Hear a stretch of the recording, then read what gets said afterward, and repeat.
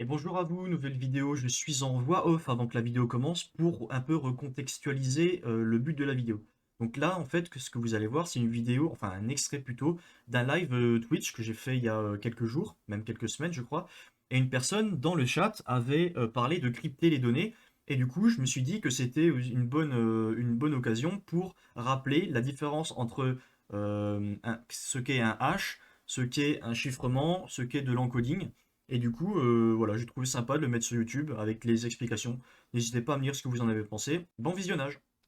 C'est bien que tu parles de ça, parce que du coup, c'est important d'en parler. Alors, c'est pas, je vais pas te disputer, hein, t'inquiète pas. Mais en gros, en sécurité informatique, quand tu vas parler avec des mecs qui sont dans le milieu, il y a de grandes chances que si tu dises décrypter ou des trucs comme ça, tu te fasses pas forcément taper sur les doigts, mais pas super bien voir. Pourquoi? Parce que les termes sont importants, et du coup, alors, petite explication. Là, je fais mon cours crypto machin, mais pour décrypter, oui, pour décrypter, ça marche, oui, effectivement, oui, c'est crypté. Si tu dis par exemple, je vais crypter un message, bon, c'est pas faux, mais voilà, c'est pas super bien vu. Pourquoi? Parce que en anglais, on dit, alors avant de partir à ça, il y a différentes choses. Tu as de l'encodage, tu as du chiffrement, et tu as du hachage. Encodage, c'est quoi? Merde, non, faut pas que je fasse des contrôles S. Encodage, c'est quoi? Encodage, c'est... je connais même pas la définition. C'est que tu encodes, donc c'est que tu vas modifier la valeur d'une information dans une autre base ou un autre mode de... Je sais même pas qu'on appelle ça en fait. Euh, encodage. Voilà, c'est le processus de production. Oui, non mais oui, merci, mais encodage informatique. Ah bah oui, il y avait le fameux chiffré point info. Alors attends, copier. Merci site du lien.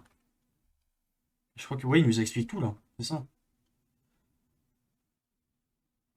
Voilà, coder ou encoder, euh, constitué selon les règles d'un système d'expression. Ouais, bon, il s'agit d'une façon d'écrire des mêmes données. Voilà, en gros, c'est les mêmes données, mais de manière différente. Base 64, hexadécimal. En gros, tu conserves la même donnée, mais dans une base, on va dire, différente. Donc ça, c'est l'encoding, l'encodage. Là, Là, c'est juste pour que différents systèmes puissent comprendre. C'est pas forcément pour cacher de l'information. D'ailleurs, tu peux pas cacher de l'information avec de l'encoding. Donc, en gros, c'est modifier la façon de représenter une donnée. En gros, c'est ça. Tu as le chiffrement, où là, ça fait appel à de la cryptographie, qui sont des mathématiques, et qui permet de rendre illisible un message avec une clé. Alors après, tu as le chiffrement symétrique et asymétrique. Symétrique, même clé pour chiffrer et déchiffrer. Et asymétrique, on a un système de clés publiques, clés privées pour chacune des deux personnes qui va envoyer et recevoir un message.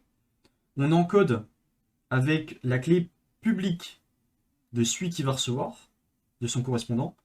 Et une fois qu'on a chiffré avec sa clé publique, le correspondant va pouvoir le déchiffrer avec sa propre clé privée. La clé privée ne jamais partagée. Voilà. Ça, c'est en gros, c'est le chiffrement. C'est rendre illisible une information pour la diffusion en toute sécurité, en soi. Le contraire de chiffrement, c'est du déchiffrement. Le déchiffrement, ça se fait avec la clé. Vu que le chiffrement se fait avec une clé, le déchiffrement se fait également avec une clé. Voilà. Crypté, en français, le mot n'existe pas. En fait, les gens qui disent crypté, c'est uniquement un anglicisme.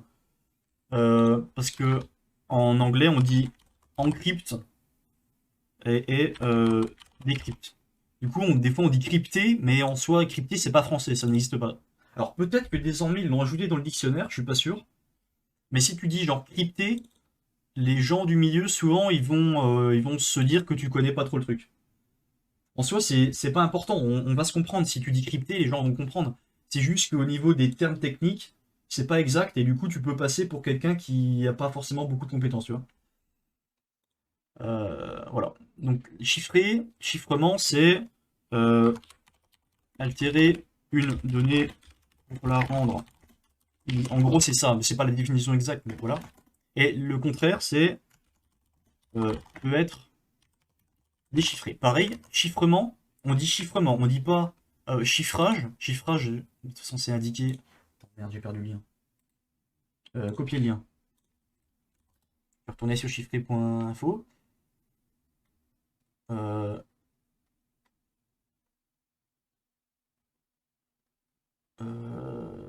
ouais, il parle que de chiffrage, mais il y a d'autres noms que chiffrage, je crois, je sais plus, qu'il faut pas utiliser.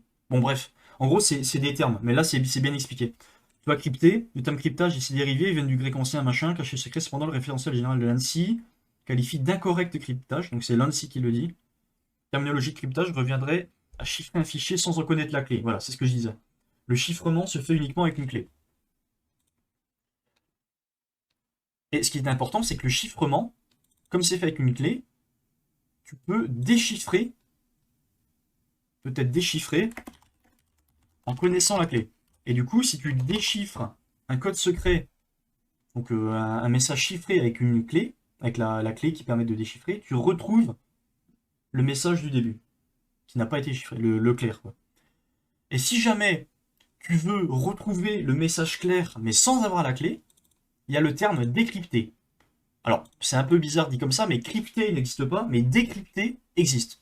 Et décrypter, c'est le fait de retrouver un message clair qui a été chiffré sans connaître la clé de chiffrement.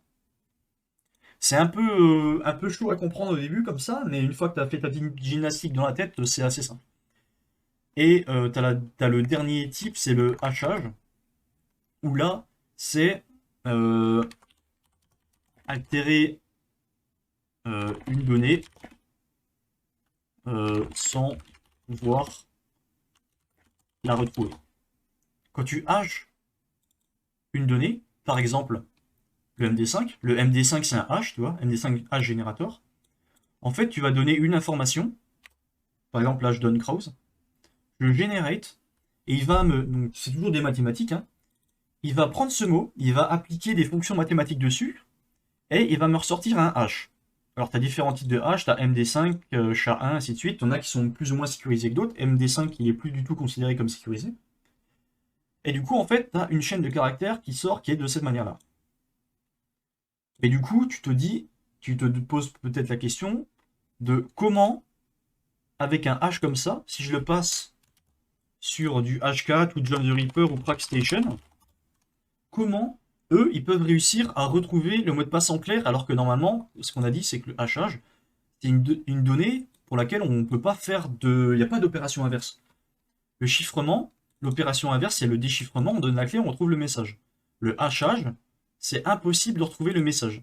C'est une fonction mathématique qui n'a pas de fonction inverse.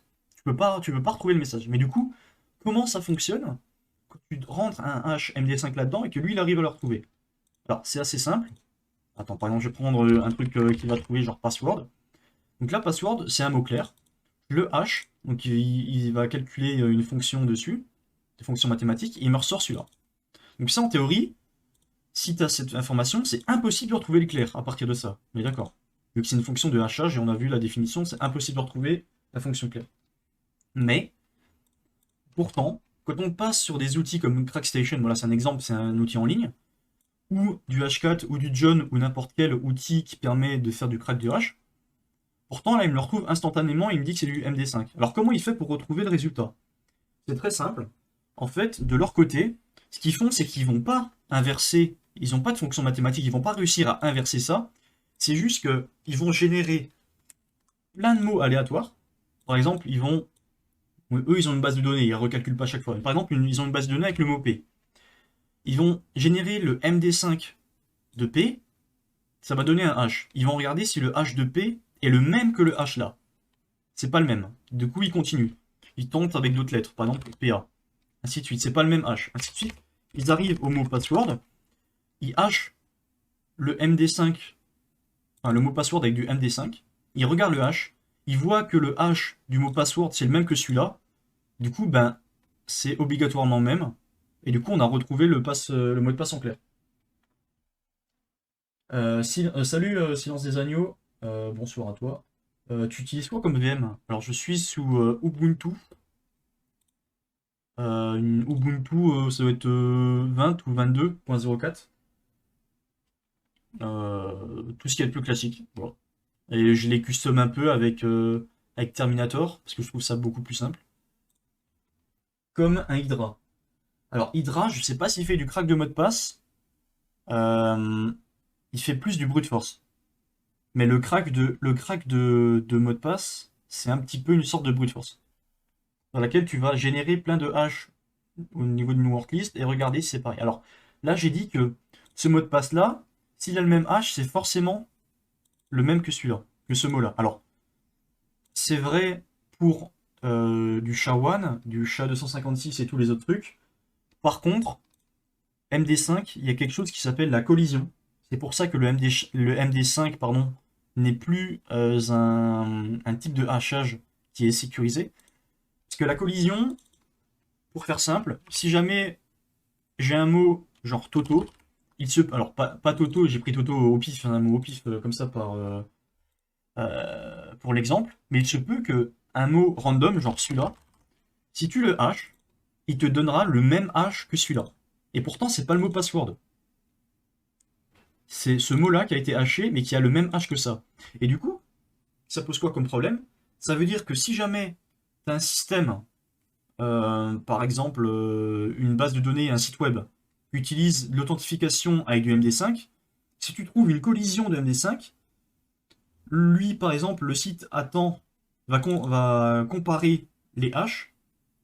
Donc, par exemple, il va comparer ce hash-là qui est dans la base de données, qui est égal à password. Donc, en gros, il attend Crows password.